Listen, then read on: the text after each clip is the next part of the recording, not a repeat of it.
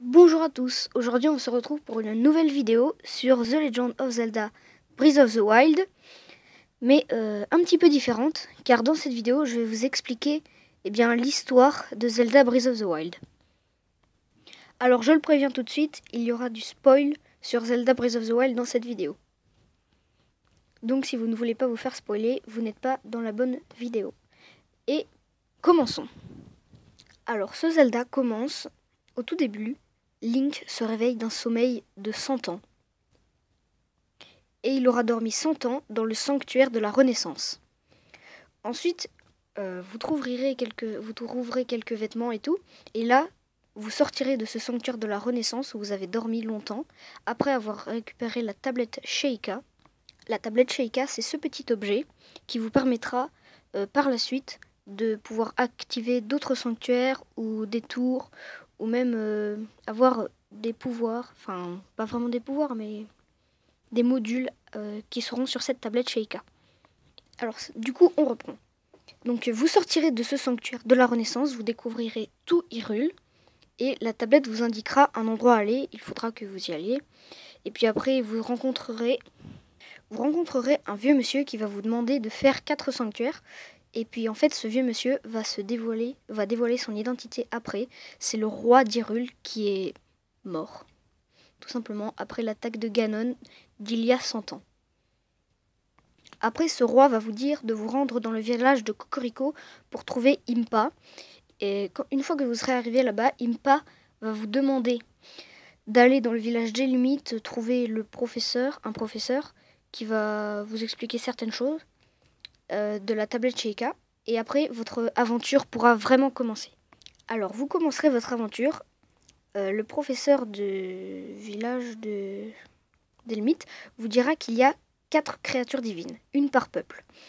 Donc une créature divine pour le peuple des Zora, des Gorons, des Gerudo et des Piaf. Ensuite vous devriez vous rendre... moi j'ai commencé par le domaine Zora, mais on peut très bien commencer par le village Goron, la cité Gerudo, ou même le village Piaf. Donc après, par exemple, vous vous rendez en premier au domaine Zora. Donc là, vous voyez ce Zora-là, il s'appelle Sidon. C'est le fils du roi du domaine Zora et le frère du prodige du domaine Zora. Les prodiges, ce sont les...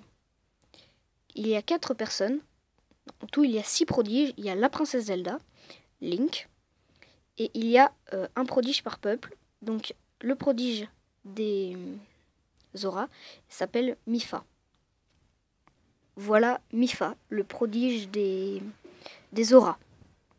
Et donc ce Sidon vous dira d'aller voir son roi parce que la créature divine qui s'appelle Valruta est entrée dans une colère et n'arrête pas de cracher de l'eau partout dans Hyrule, ce qui embête beaucoup les Zora. Et du coup, il vous faudra vaincre le boss qui est à l'intérieur de la créature divine. Ce boss s'appelle l'ombre d'eau de Ganon. Et vous le battrez après avoir activé tous les terminaux de contrôle de la créature divine. Et c'est là que Mipha vous offrira son pouvoir si vous battez le boss. Et le pouvoir de Mipha, c'est de pouvoir se soigner. Enfin, pas éternellement, mais ça se recharge. Dès que vous êtes mort, ça vous resoigne. Et ça vous donne des cœurs en plus. Et ce pouvoir s'appelle la prière de Mipha. Ensuite, imaginons que vous vous rendez vers le village Piaf. Eh bien, vous allez vers le village Piaf, et puis le chef du village Piaf vous dira d'aller voir Teba, qui est un ancien ami du prodige des Piaf qui s'appelle Revali.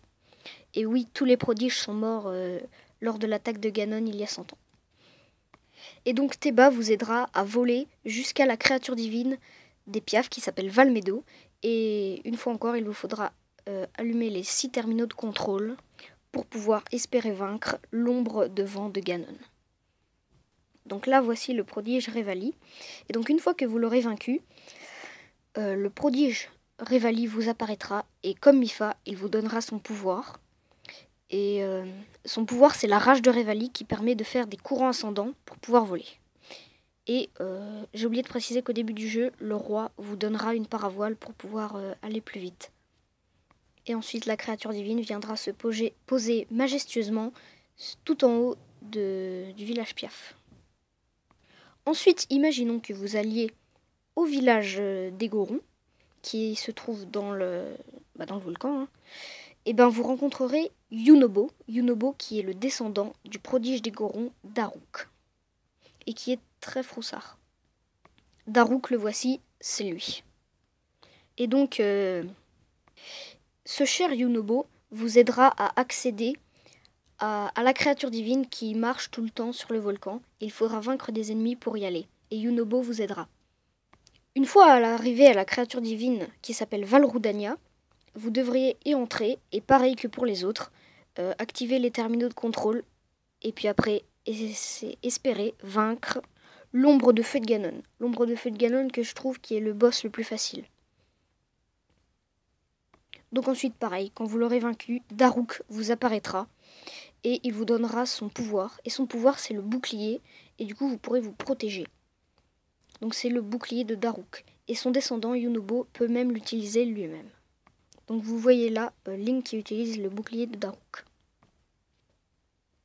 Et la créature divine se mettra à tirer sur le château comme les autres. Près du village Goron se trouve la forêt Korogu. Si vous arrivez à entrer dans la forêt Korogu, vous trouverez l'épée de légende. Et pour retirer l'épée de légende de son socle, il vous faudra avoir 13 cœurs. C'est beaucoup. Mais on va pas se mentir, cette épée vaut vraiment le coup. Ensuite, il ne nous reste plus que les Gerudo à faire. Eh bien, vous allez rencontrer Riju, mais par contre, pour entrer dans les Gerudo, chez les Gerudo, il vous faudra être habillé en fille, parce que sinon, vous ne pourriez pas rentrer. Et donc, vous rencontrerez la reine, en quelque sorte, des Gerudo, qui s'appelle Riju, qui vous aidera pour aller jusqu'à la créature divine qui s'appelle Valnaboris. Et pour aller à la créature divine Valnaboris, vous serez obligé d'être sur des sortes de morses. Ensuite, vous entrerez dans la créature divine, Valnaboris, pour activer encore une fois tous les terminaux de contrôle et espérer vaincre le boss, l'ombre de foudre de Ganon, qui était très dur à vaincre. Et quand vous l'aurez vaincu, le prodige des Gerudo, Urbosa, vous apparaîtra pour se donner son pouvoir. Et son pouvoir, c'est la colère d'Urbosa, qui amplifie vos attaques si vous appuyez longtemps sur Y. Et si vous le faites assez longtemps, ça fera même des petits éclairs sur vos adversaires. Et bien sûr, après avoir vaincu toutes ces créatures divines et tous ces boss, il vous faudra retourner au village de Cocorico. J'allais dire Elmite, mais non, c'est Cocorico, pour voir Impa qui vous dira d'aller affronter Ganon au château d'Hyrule. Pour l'instant, moi, je ne suis toujours pas allé au château dans ce jeu, et je n'ai toujours pas vaincu Ganon. Et bien sûr, à côté de cette quête principale, il y a des quêtes complètement qui n'ont rien à voir avec l'histoire, mais qui peuvent être très amusantes pour trouver des équipements, pour trouver à manger ou d'autres choses comme ça. Et donc sur ce, voilà, c'est la fin de cette vidéo. J'ai essayé de récapituler un petit peu Zelda Breath of the Wild. J'espère que cette vidéo vous aura plu et je vous dis à très bientôt pour de prochaines vidéos. Abonne-toi!